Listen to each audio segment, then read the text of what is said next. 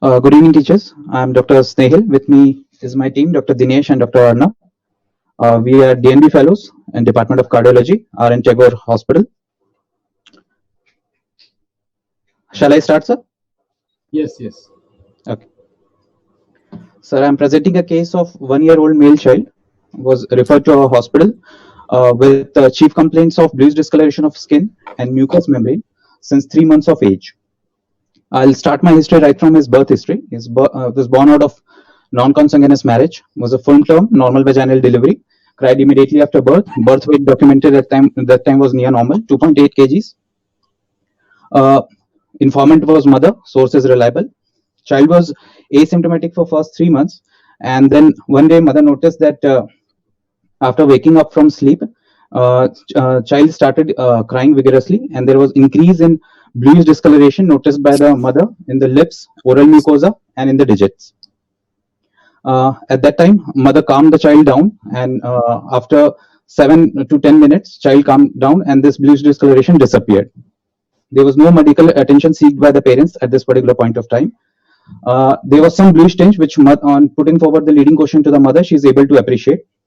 Similar episode happened 2 months later, where the child again cried vigorously.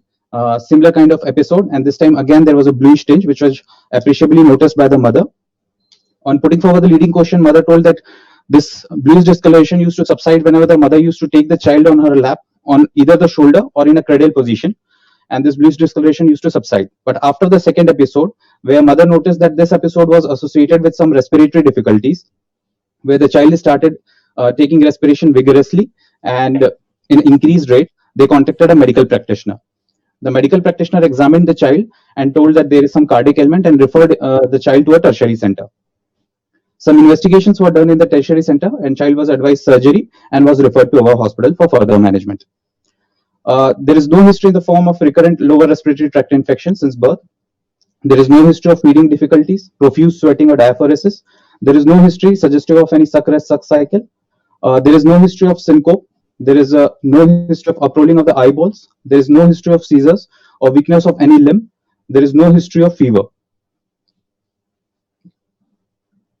Next. Antenatal history. Mother was registered to a local hospital during her antenatal period. She was supplemented with iron and folic acid tablets. There is no history of any chronic drug intake during this period. She was non-diabetic, normotensive. There is no history of fever with rash and no any other major illness to the mother. Developmental history, in gross developmental history, at present the child walks few steps with support of mother, is able to grasp things in his hand. So, yes, sir. So it's a 1-year-old child with onset of cyanosis since 3 months of age, with hypercyanotic spells noted as per the history, relieved by taking the child in a lap or with a squatting equivalent. No history of any infection to mother. No history suggestive of failure in the child, and no history of any chronic illness to mother during the antenatal period. What are the possibilities of the history? Sir, from my history, my impression is this is a cyanotic congenital heart disease with right to left shunt with decreased pulmonary blood flow situation. So most probably I will consider top physiology. Why not increase flow? Ma'am, there was no history of recurrent lower respiratory tract infection. No history. Is it necessary to have that? Is it necessary to have that?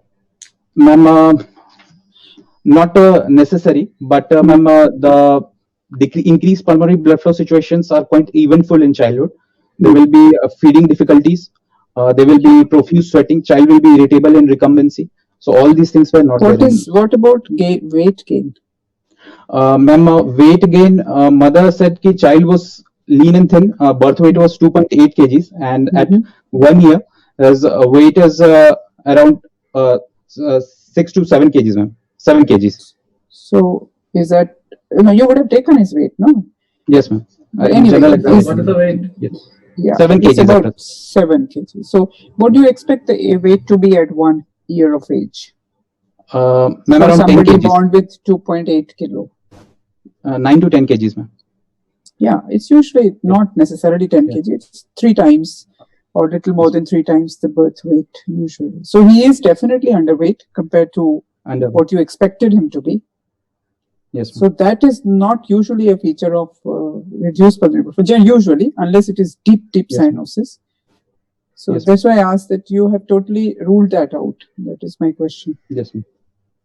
And have you taken the other developmental history? I mean, you just mentioning now that he walks with support, but did what time the Sir, the other developmental history is that few points as per his age that I've asked for, that he started standing just about 1.5 months ago, walks only 2 or 3 steps with mother's support, started grasping things at around 6 months of age, and is able to recognize mother, smiles on mother, and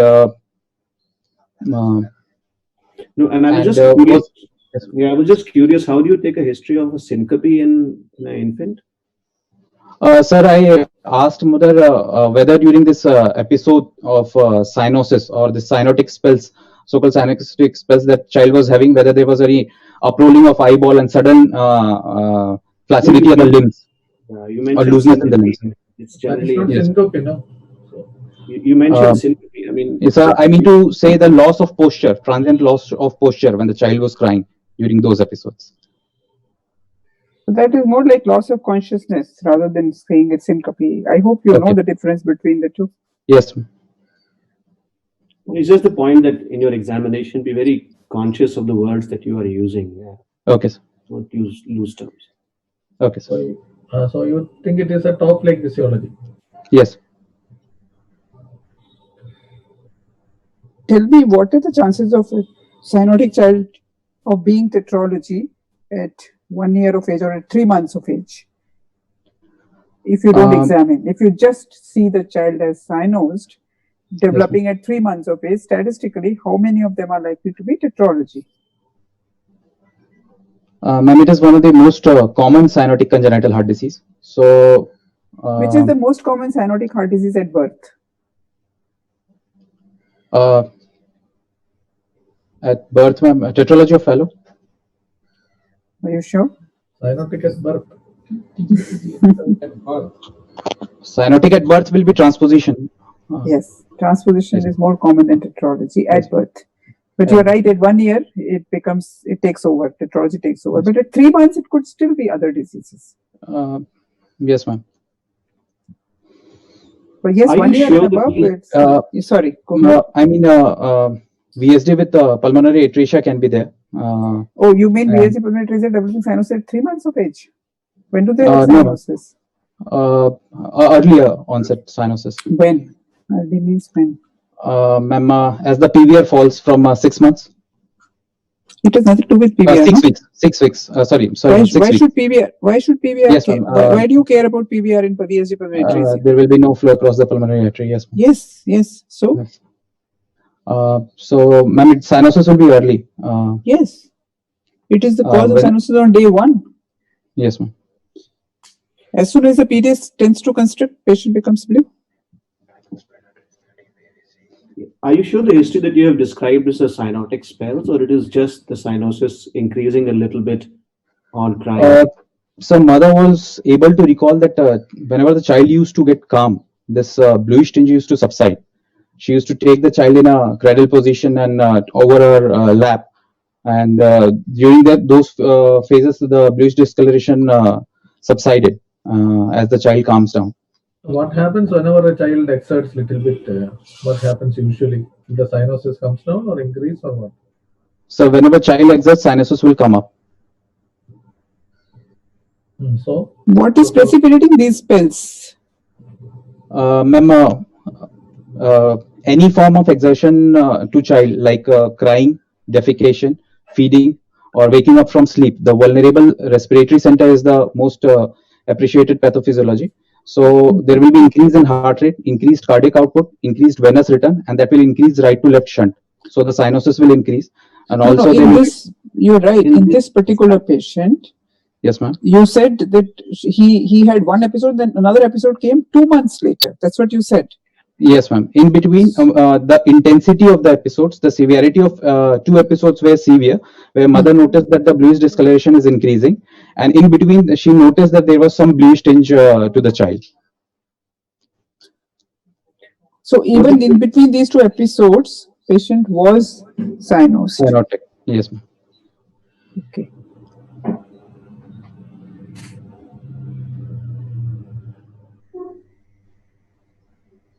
Go ahead. Okay, sir.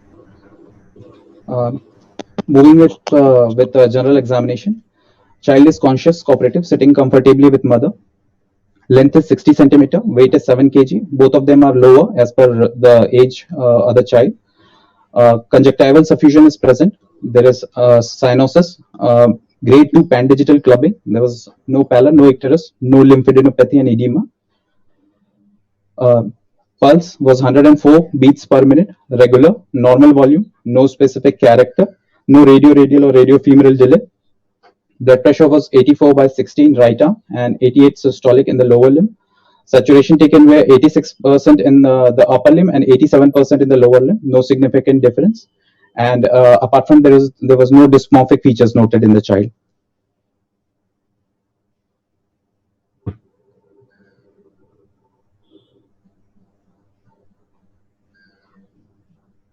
Yeah, go ahead. Okay. I'll move it with cardiovascular system examination. Inspection. I like to combine my on inspection. There was no precordial bulge noted. Precordium was normal. No dilated veins. Scar marks seen. There was no visible pulsation. On palpation, apical impulse apex beat was palpated in the fourth intercostal space, medial to mid-clavicular line. It was ill-sustained, diffuse, RV type of apex. There was no palpable heart sounds, no thrills, no parasternal heave or lift. On How did percussion, you make the child quiet during examination? yes, ma'am. Child was quiet, was with mother on the lap, and he was quiet, not crying. So when you have the child not on the bed, can you really talk about the position of the apex, with that certainty that it is diffuse RV type? Because patient is not lying supine on the back, on his back. Generally, when mother is taking in the lap, the baby is actually sitting. Ma'am, this apex beat finding I mentioned is of palpation during palpation. Yeah, I'm talking about palpation only. Yes, ma'am. Okay. Would the position of the patient not make a difference? Yes, ma'am. It will be because in a 1-year-old child, it's very difficult to put them on the bed unless they're sleeping. So yes, I don't know, maybe you examine him when he was sleeping. I don't know. Yes, ma'am. But to give so much detail in a 1-year-old child is quite difficult. That's why I asked this question. Okay. If you can't make out, you should say you can't make out. There's no need to, necessarily say about these details in a 1-year-old. Okay. Okay, go ahead. Okay. Ma'am, on auscultation, first heart sound was normal. Second heart sound was single. No S3, no S4, no adventitious heart sounds heard. There was a grade 2 soft ejection systolic murmur, best heard in left second intercostal space. It was non-radiating. Heard with the bell of the stethoscope. I made child to sit with the help of mother and to lean forward a bit. And no respiratory. I cannot appreciate any respiratory variation in the murmur. Why did you do that? To make the child sit and lean forward? Ma'am, murmur was very soft, and I was not able to hear when child was lying down. So I just requested the mother to make him sit and a bit lean forward. So then this soft ejection systolic murmur was audible. Oh, so it wasn't audible in lying position? Yes, ma'am. Yes, ma'am. It was not audible in lying position? Yes, ma'am. I was not sure whether there is murmur. Okay, okay, all right. You could also talk about the duration of murmur besides the grade. Yes, ma'am. Ma'am, it was ejection systolic decrescendo. Ejection murmurs are not decrescendo. Ejection murmurs are crescendo, decrescendo, always. Decrescendo, you should call them early systolic murmur. You've written ESM, so I don't know whether it is ejection or early. Ma'am, finishing before the second heart sound, single second heart sound. You haven't understood what I'm saying. I'm saying, is Yes, it E for early, E for ejection? ma'am, it should be early systolic murmur. So early systolic murmurs are decrescendo murmurs. They Yes. start with the first heart sound. Yes, There is no crescendo decrescendo character. Then you correct. should call it early systolic murmur. Yes. If you say ejection systolic murmur, by definition they are crescendo decrescendo, Yes, ma'am. and they start after a gap from first heart sound. That's all. What is the origin of this murmur? Where is the origin of this murmur? Early systolic murmur. Sir, I'll consider considering history and all. I'll still consider that the origin of the murmur is in the pulmonary wall. There you get an early systolic murmur. Sir, the murmur should be ejection systolic, but child is cyanotic, so maybe that is what due to that the intensity of murmur is less due to the severity. No, you are not being asked that question. Intensity. Okay. Dr. Saab is not asking you intensity. He is asking Okay. you why is it early systolic and not ejection Ejection. systolic? That is the question being asked. You've understood? Any Yes, murmur ma'am. across a semilunar valve, whether it is aortic or pulmonary, will produce an ejection systolic. It's a blood ejecting out. So ejection systolic Yes. murmur. So Yes, ma'am. if you're calling it early systolic murmur, then to say the origin is from outflow tract would be wrong. Yes, ma'am. But since it is grade 2, I think you have a reason to say that you are not sure if it is ejection systolic or early systolic, because it is just grade 2. That too you are Grade hearing 2. it with difficulty. The second Yes, thing that you are not answering is the duration of this murmur. Duration, not intensity. Ma'am, length of the murmur was Yes, short, yes. ma'am. It was not a long murmur. So It you was need short. to say that, because shorter Yes. murmurs would mean severer stenosis. Stenosis. Severer stenosis, right? Yes, ma'am. So you Yes. need to talk of the duration, you need to talk of the loudness, you need to, of course, talk about the grade, 2, 3, whatever it is. And to say best heard along third left intercostal space, I would just say best heard along left sternal border, because I don't think you can really make out third, fourth, fifth intercostal space in a 1-year-old child. Okay. What about Just the second sound? Sorry. Second It was sound, you single. said S2 single, but what is it, Yes. A2 or P2 or Sir, I'll consider that as A2. why? Sir, this stenotic murmur, which is very short in length, so the P2 component will not be audible. So the entire flow will be through the aorta. So the component that will be audible will be A2. Since there's a confusion between this ejection and early systolic murmur, can you just enumerate the causes for early systolic murmurs for me? It's a little confusing. Sir, early systolic. What to say by early systolic murmur? Yes. So where are your colleagues are there? Your colleagues are there? Yes, sir. Why don't they also join the discussion? Yes, yes, yes, sir. So Early systolic various murmur. causes, classical causes for early systolic murmur. Classical causes. So early systolic murmur can be there in a restrictive VSD, sir. Mhm. Restrictive VSD and Any specific type of VSD or any restrictive VSD? muscular Muscular restrictive VSD. Yes, yes. Okay. What else?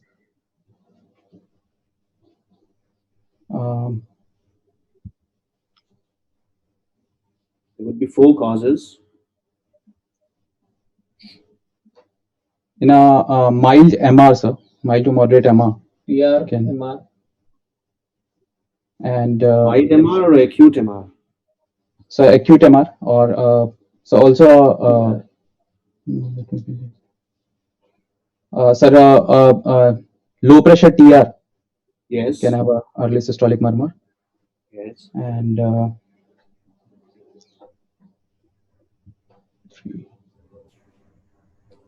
What do you want to say here with early systolic murmur? Where is it? Where is this early systolic murmur you are trying to? actually I'm trying to that's a systolic murmur in the intercostal space. I was not able to clearly appreciate. It's audible with a lot of efforts with the menu, so I was not able to clearly make out whether it is crescendo or decrescendo. So that is the reason. justifiable. Yeah, that is Yes. justifiable. That is justifiable. You can commit Yes, sir. that. And hence this small systolic murmur at that area. So and it was ending well before the second heart sound. Hence I just mentioned this term. I think it's better to not commit it to be early Okay. systolic, because if it is Okay. from then you will not be able to defend yourself. Yeah. It's better to say Yes. that it is perhaps there is systolic, but you are not very sure. However, considering the entire sort of picture and entire scenario, it's likely to be ejection systolic. Okay. Okay. Go ahead, please. On the basis What of about examination, What about what other happened to systems? the other systems? Yeah. ma'am, there was no any other murmur auscultated, no continuous murmur auscultated on the leg, on the back and on the supraclavicular or intraclavicular area, on the axillary area. Respiratory system, no adventitious heart sounders. Air entry was bilaterally equal. And ma'am, in a GI system, gastric tympani was auscultated on the left side, and hepatic dullness on the right, fifth intercostal space, situs solidus. Liver? Ma'am, right fifth intercostal space, hepatic dullness. No. Is it Right. enlarged? Palpable, not palpable? No, ma'am, not enlarged. So these are the things you have to say. Go back to your general physics. Yes. Just go one slide back. Yes, ma'am. What about JVP? Have you written anything? Ma'am, on he was JVP? one. No, ma'am. I was not able to see the GVP. Okay. in this You should child. say that, no? That you were not able Yes, to see the JVP. Because in an infant, you will have to depend a lot on hepatomegaly and respiratory distress. Yes. And therefore, it is important to talk about the respiratory system and liver enlargement if you want to make a diagnosis of heart failure. JVP won't Yes. help you here. Okay. Okay. Ma'am, on the basis of history and examination, I'll put my DD as this is a case of cyanotic congenital heart disease, right to left shunt, with decreased pulmonary blood flow situation, TOF physiology. I'll consider classical TOF as my first DD, ma'am, followed by DORV VSD PS, and these two among the TOF physiology, ma'am. I'll keep these two. Why not Eisenmenger? Ma'am, there was no RV heave or RV impulse. Do you expect an RV heave in an Eisenmenger? How do you differentiate tetralogy from Eisenmenger? Ma'am, They both have a large VST, no? So why should Yes, there be ma'am. RV heave? If it is not there in tetralogy, it cannot be there in Eisenmenger. Ma'am, there will be a palpable second heart sound, which is not here in tetralogy. That can be A2 palpable in tetralogy. You can have palpable A2 in tetralogy because it's an anteriorly placed aorta. You know? And ma'am, the murmur that I'll get in the pulmonary area, Yes. that can be a ejection systolic murmur, and also there can be some murmur of PR. But you are getting only grade 2 murmur, no? You don't have a loud. If Yes, you ma'am. had a grade 3, grade 4 murmur, I think the question would not have come up. Since you're hearing murmur with difficulty, so much so that you have to make him sit and lean forward and all that, this Yes. murmur is obviously soft, and you can get soft murmurs Yes. in Eisenmengers. PR, if you get, is And, helpful, but if you don't get, you can't exclude Eisenmenger. Yes, ma'am. And Eisenmenger at this age will be mostly in ma'am post-tricuspid shunt. So the history is also not going with that. Ma'am, a At large 1 year non. of age, which Yes, patients go into Eisenmenger at 1 year, or which patient present with Ma'am, Eisenmenger? admixture physiologies. Yes, not Yes. post-tricuspid, not a VSD. Yes, ma'am. VSD won't present ma'am. with Eisenmenger at 1 year of age. When rarely it may, but Yes. it is not likely to. So it's more going Yes, to be admixture lesion, like Ma'am, truncus arteriosus, single ventricle without PS, and ma'am, TAPBC, ma'am. transposition. TAPBC infradiaphragmatic.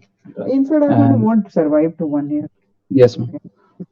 TAPBC And, is not likely to be the cause. TAPBC, Yes, if ma'am. they survive to this age, they usually behave like, ASDs, simple ASDs. Yes, ma'am. They And will transposition with non-restrictive VSD, ma'am.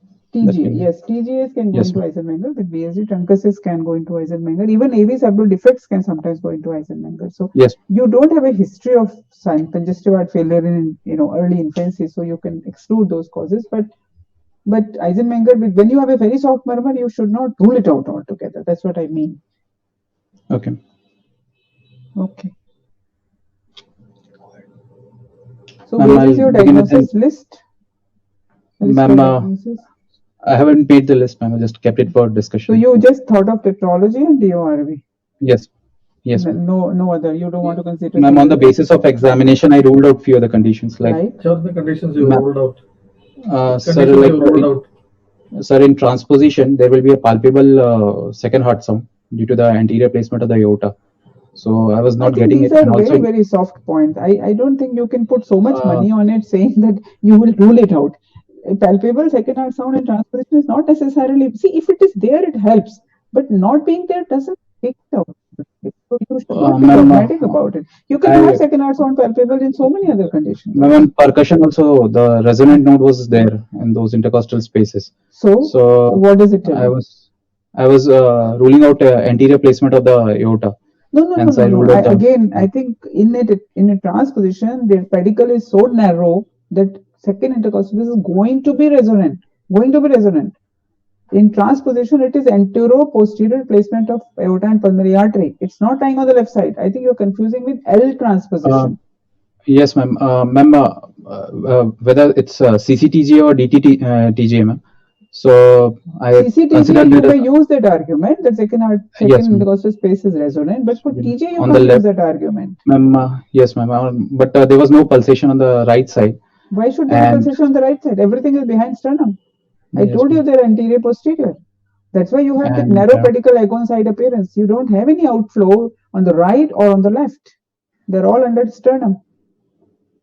It's a narrow pedicle situation. yes, ma'am. Only on those points, ma'am. Rest of the points were favoring for transposition VSDPS. I think clinically you cannot rule out any of these conditions, which we just discussed in the previous case. I think you should not be so dogmatic, specifically in a 1-year-old child. You have to be humble and not commit. You know. Why do you say DORV? Why usual tetralogy and DORV? What is peculiar about DORV in this case? Why did you consider these two only? Yes. Sir, I just on the basis of examination, I tried to just rule out few conditions. Like on the basis of RV apex, I ruled out tricuspid atresia VSDPS. I was not getting any palpable sounds on the base, so I ruled out this. And in single ventricle also, there can be sometimes palpable outlet chamber. So just to rule out these DDs, just to show the few salient features, I just didn't mention them in my DD list. If I tell you it is ADSDPS, if I tell you it is TGDSDPS, if I, all these conditions will produce exactly the same features that you are seeing now. Yes. There's nothing to exclude them. So I don't know why you chose DORV of all. Yeah. Yes, ma'am. And in fact, tricuspid atresia with the restrictive ESG is another cause of early systolic murmur. If you insist that it is early systolic murmur, then you should tilt towards tricuspid atresia. Ma'am, there was, yes, ma'am, no thrill. No, I'm just telling you. No thrill again. Why should there be thrill? Okay. It's not necessary. It depends on the pulmonary blood flow. Yes. Thrill will not differentiate anything. Okay. So if there is early systolic murmur in a cyanotic patient, then you should think more in terms of restrictive ESG in the presence of a tricuspid atresia, because that is usually where the obstruction is in tricuspid atresia. Since you were mentioning early systolic murmur causes, I'm just telling you one more cause. Yes. I think what ma'am is trying to tell you is that for your future examinations, just try to keep the differential diagnosis in a child a little more broad at this point. Wait till the ECG and X-ray are over, rather than committing too early to too soon to specific diseases. You can have things lower down the ladder, but at least mention them. Yeah. Okay, so I'll keep all the possibilities of TOF physiology as a classical TOF first, DRV VSDPS, DTGA VSDPS, CCTG VSDPS, single ventricle with PS. I'll rule out tricuspid atresia, but AV canal defect with PS. In a 1-year-old child, you are more likely to get non-tetralogy than tetralogy. The same child, if he's 4 years old, you're going to get more often tetralogy. So the younger the child, the more likelihood of non-tetralogy physiology is there. So therefore, do keep differential diagnosis. Also, your examination is quite limited at that age. So again, you could be wrong in your findings, and therefore you need to keep these DDs in mind. Okay. All right, go ahead. Ma'am, I'll start with the investigation. This is 12-lead ECG, proper standardization. The child is in normal sinus rhythm. Heart rate is around 100, ma'am. Axis is, and this is extreme axis deviation. Intervals, ma'am. That's not enough. You have to come in. Ma'am, it will be more than AVR is positive, ma'am. So it will be more more than 150 degree, ma'am. And northwest. You mean 180 or 150? 180, ma'am.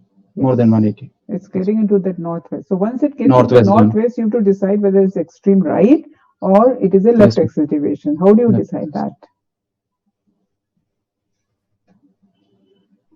It could be minus 120 or 150. It can be plus 210.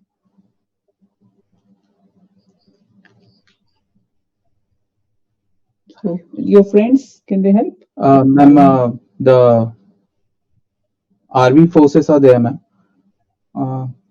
Something to do with loop? Ma'am, yes, ma'am. Counterclockwise loop. Yes. Will favor more towards extreme right. So you have to once it is falling into that zone, you have to look for the loop.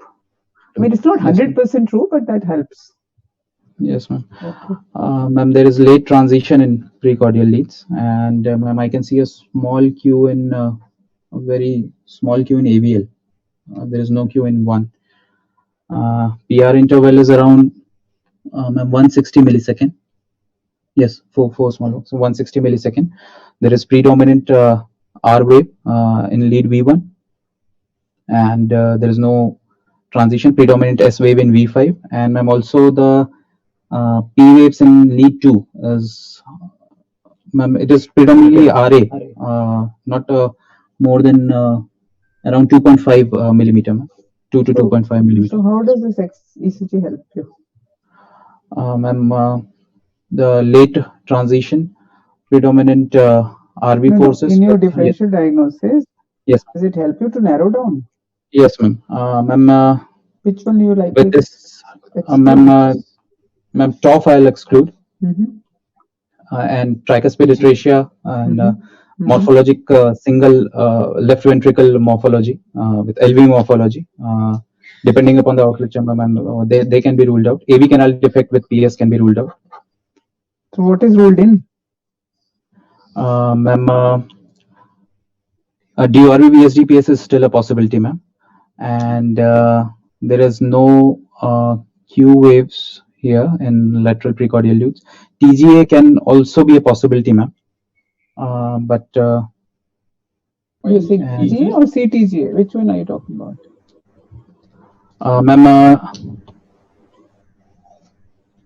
the features that I'm trying to look is V6, and then you said V6 is absent here.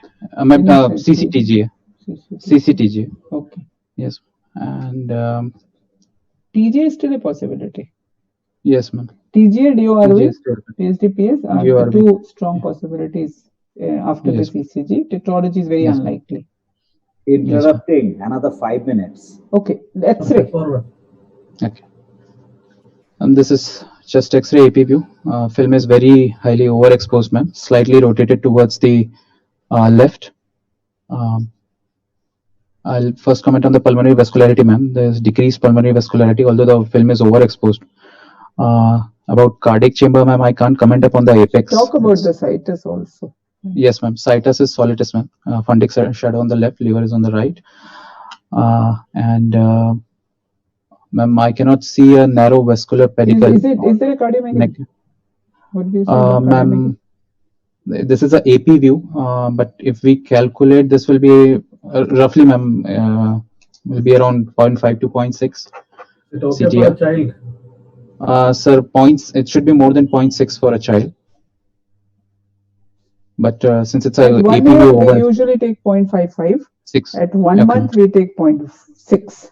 So 0.6 will be a little higher side, but you should also see it's an expiratory film. So that will give you, an impression of cardiomegaly, although it may not be there. Yes, the contour is quite non-specific. I don't think you can talk much about the pedicle or, anything.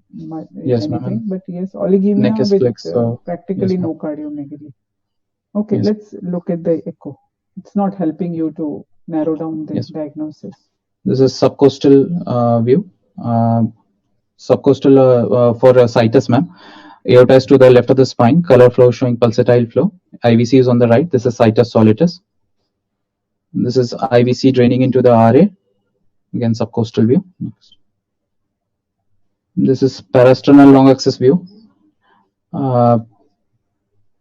This is ma'am aortic override, ma'am, around 50%, and Looking less. ma'am, I can see some discontinuity between the mitral wall and the aortic wall, plaque view.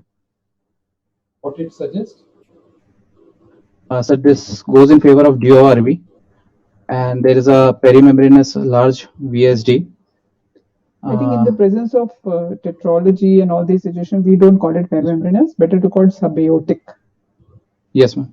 I'll go to the short axis, ma'am, to confirm it. Okay. This is a short axis view. There is a aorta. The window is quite poor, ma'am. There is a gradient across both at the valvular level and above the valvular level, ma'am. Here, VSD, ma'am. I'll go for the next view.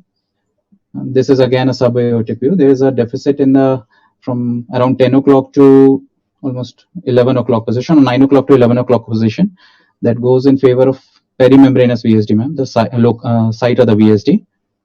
Again, there is a flow across the gradient, can be appreciated, ma'am, across the infundibular and pulmonary wall. And this is the gradient. Ma'am,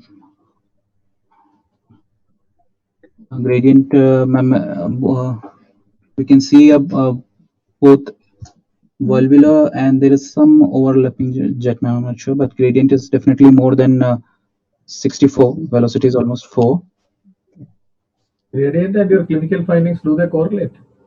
No, sir. I'll expect a more louder murmur, sir. Oh, really? You were saying if there is a soft murmur, the gradient will be less. No, ma'am. Compared to isolated PS. No, you are being asked a simple question. Yes, ma'am. No. It doesn't. No, ma'am. What is no? What is your answer? Are you surprised at the gradient? Yes, ma'am. What did you expect? You expected less gradient? No, ma'am. In this child, ma'am, when there is a no, ma'am. I'll expect a gradient more because the got a gradient of 70. What more you want? Yes, sir. So it's suggesting more severe obstruction, which is correlating with the murmur that we were getting soft. So if there was a grade 3 murmur, grade 4 murmur, the gradient would have been less? No, ma'am. So gradient will always be high. It will always be high. Because the obstruction is always severe. Yes. It's only the severe and very severe. The difference is between severe and very severe. So the gradients are going to be same. It may be 70, 72 or 78. That's all. Yes, ma'am. Yes, ma'am. Okay. Yes, ma'am. This is 5-chamber view, ma'am. Again, showing some. There is a large non-restrictive VSD with bidirectional flow across the VSD, ma'am. What is the crucial information you want with this? Sir, I'll look at the atrioventricular wall, sir. No, same echo. Ma'am, aortic override can also be confirmed in this view also, ma'am. Do you see anything else in this particular case? Do you see additional VSD? No, ma'am. Actually, I'll put the lower the color gain, and the color gain is not properly aligned with the septum, so I'm not able to comment whether there is any associated remote VSD here. On 2D, you can see there is a muscular yes, ma'am. No, I'm not. I think there is a muscular VSD. There is a sinusoidal kind of a muscular VSD below the main VSD. Somebody is pointing to it actually. Yes, a little lower than that. And you can see some color also coming there. Okay, because that's important finding. You have to tell the surgeon. Yes, ma'am. Okay. I think our time. Okay, we'll just stop. Yes, ma'am. This is just more a echoes. view. You have more. Yes, no, forget about this is the last view, ma'am. Yeah, okay. Yes, ma'am. So this is tetralogy only. What's your final diagnosis? No, ma'am. My final diagnosis. This is cyanotic congenital heart disease with the right to left shunt, decreased pulmonary blood flow. On the basis of my entire examination, this is a case of DORV, VSD, PS, DORV with subaortic VSD with pulmonary stenosis both at the infundibular and valvular level, normally rated great arteries, and there is associated remote VSD. Okay, what will you do?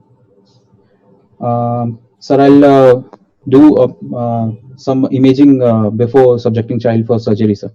You Because got there all is a the PSD. information from the echo, no? Then what more information are you going Sir, to coronaries, I cannot see the coronaries in the short axis view, and the short axis window was not good, and there was an associated muscular VSD, so I'll rule out whether there is any other VSD before subjecting the child to surgery, sir. And with sir, imaging, we can also see collaterals, the origin side of the collaterals, whether they are draining the course of the collaterals related to the esophagus and trachea, sir. Is he okay for total correction? Ma'am, I'll confirm it with a few parameters. The parameters that we have seen here is the pulmonary arteries. I'll see whether they are hypoplastic. The annulus was looking relatively okay, ma'am. The flow was looking okay. So I'll confirm whether there is any other collaterals. What is it that is? Imaging, what else do you want to see to decide total correction? ma'am, I'll see whether the RV is the that you can distance see. between RV distance between the yes, ma'am. Distance between the pulmonary valve and tricuspid valve, ma'am. If we place a conduit. Are you saying that this patient requires a conduit? No, ma'am. The aortic override is not that much severe. This is the VSD subaortic, no? You said VSD subaortic. Yes, ma'am. Once the VSD subaortic, there's no question about then conduit. it will. Yes, So ma'am. the DRVs requires a conduit. Sir, if there is a more aortic override, or there is a both the arteries are committed to the RV, sir. 100%. DORV is when you have more than 50% of each vessel from RV. Yes. So DORV by definition will have more than 50% of each great artery yes, ma'am. from And also, RV. So when do you require conduit? Subpulmonary VSD, ma'am. Subpulmonary VSD, how will you treat with conduit? I think okay, we'll stop. We have to stop here. It's already. Sure.